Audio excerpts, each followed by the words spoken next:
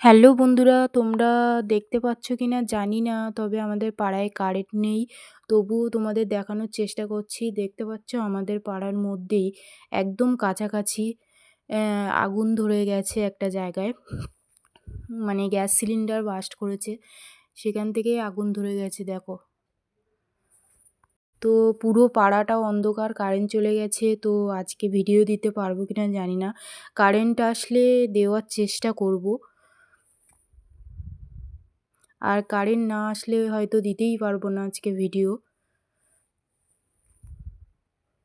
তো একদম কাছ থেকে ভিডিওটা তোলা। এটা হচ্ছে ওখানে আমরা একটু গিয়েছিলাম, সেখান থেকেই তোলা ভিডিওটা।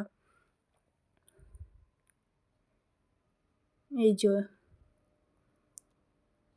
তোমরা দেখো, একদম পুরো বস্তি এলাকাটা পুরোটা আগুন লেগে গেছে ওখানে।